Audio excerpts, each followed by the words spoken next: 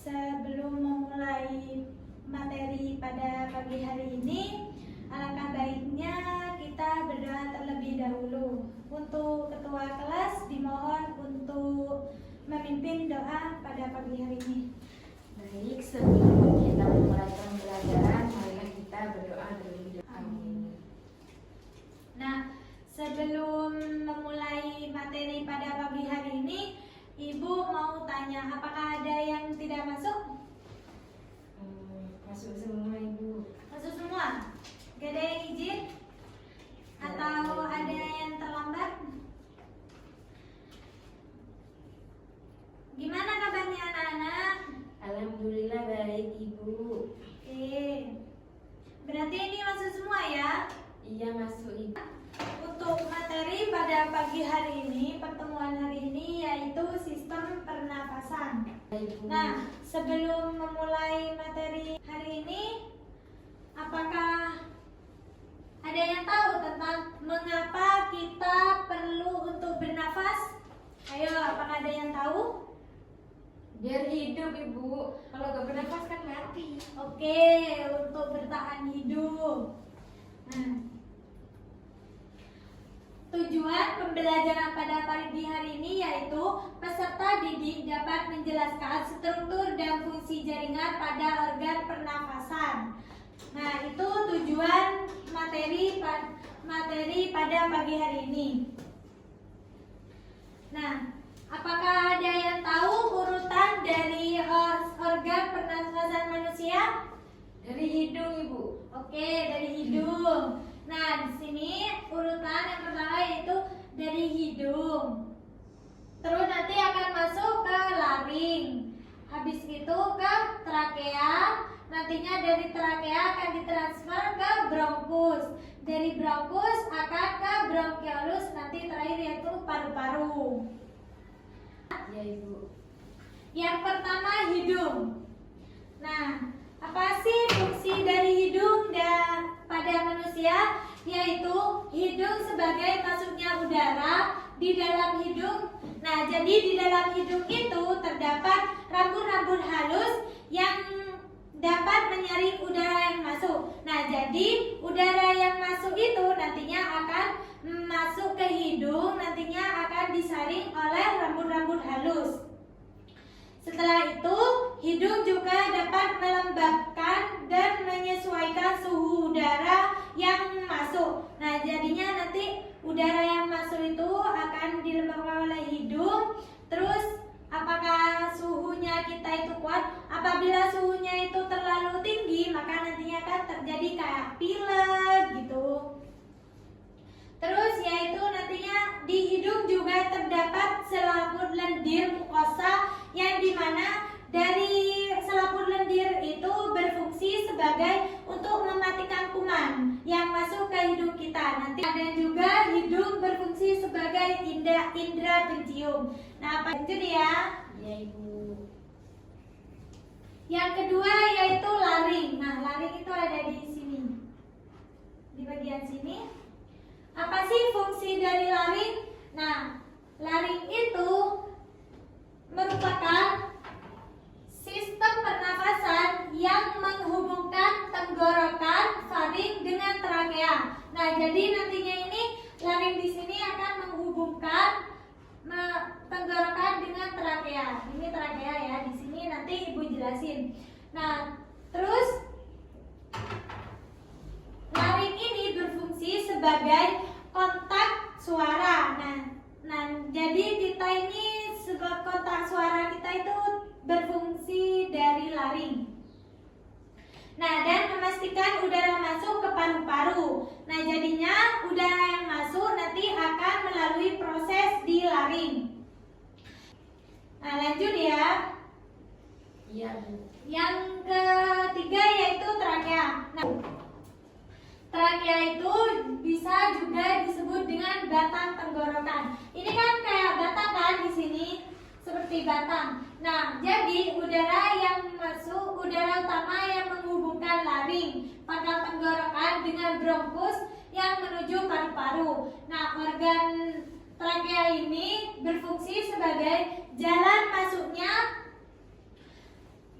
keluarnya udara yang pada saat bernafas. Nah, jadi masuk dan keluarnya udara pada saat kita bernafas itu melalui trakea itu. Nah, trakea ini berbentuk kayak trakea ini tulang. Nah, ini berbentuknya tabung panjang. Nah, di sini ini setelah tabung ini dilapisi kayak dari cincin-cincin tulang rawan itu. Ini, nah apa sih fungsinya kayak dari cincin-cincin tulang rawan? Itu sebagai untuk menjaga saluran tetap terbuka. Terus lanjut ke bronkus.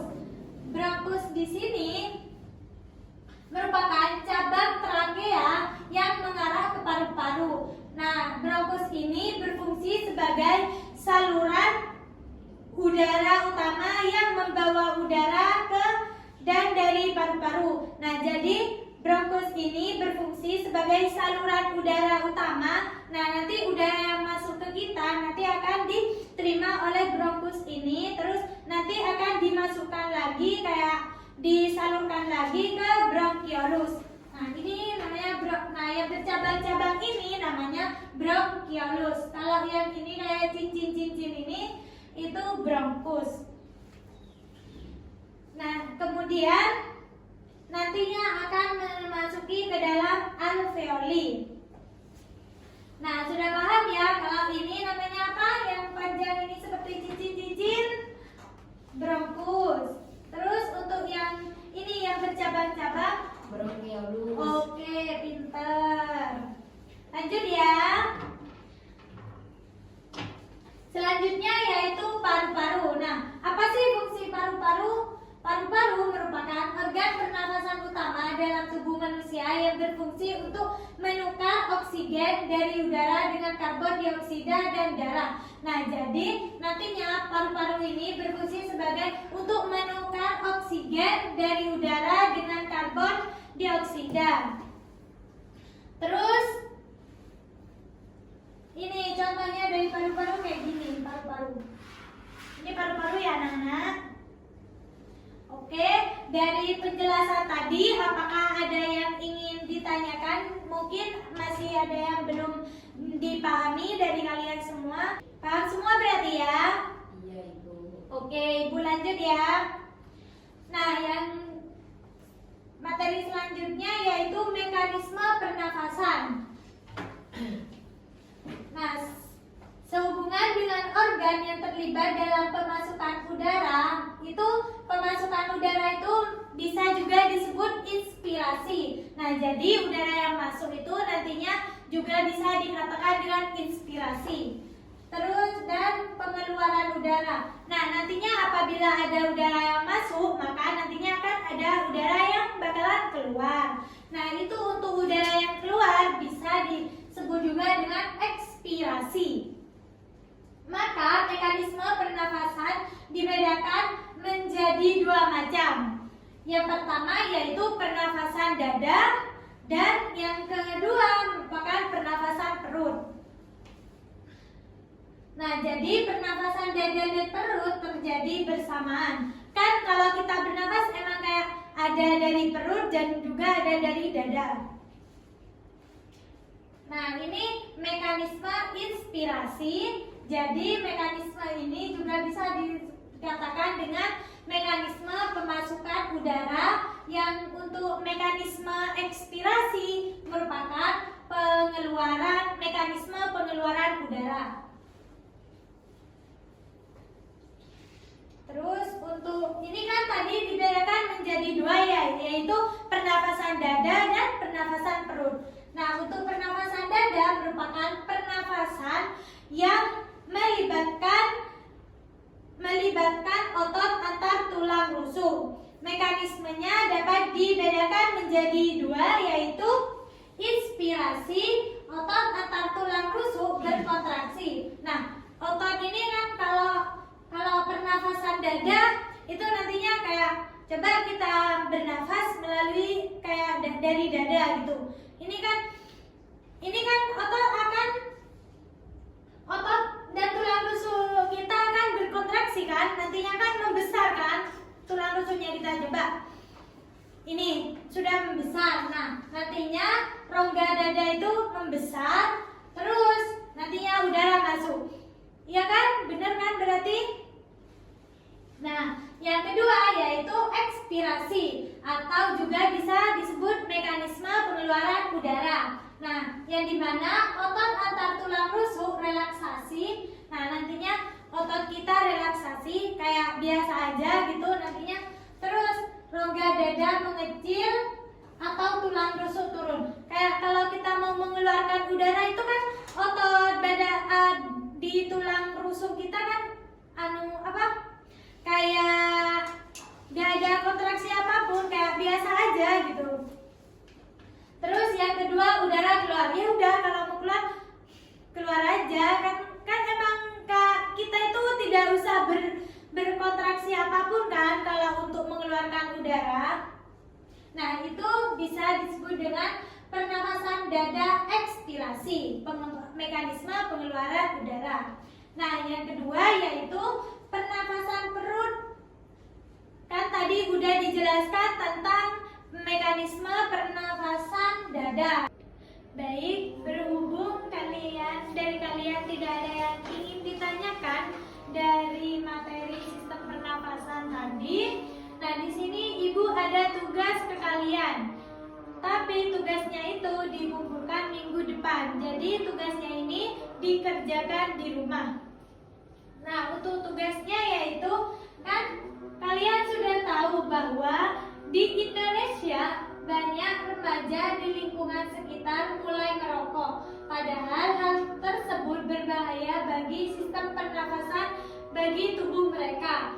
Nah, jadi bagaimana siswa dapat memahami dampak merokok dan polusi terhadap sistem pernafasan? Nah, dari tugas ini kalian nantinya akan membuat poster tentang cara menjaga kesehatan sistem pernafasan. Jadi tugas ini kalian diminta untuk membuat poster dari cara bagaimana nantinya untuk menjaga kesehatan sistem pernafasan kita.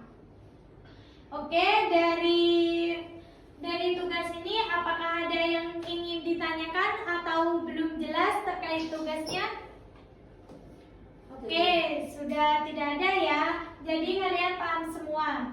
Nah, berhubung materi pada pagi hari ini sudah selesai, jadi untuk pertemuan ini bisa dicukupkan. Sebelum mengakhiri materi, untuk ketua kelas silakan dipimpin doa.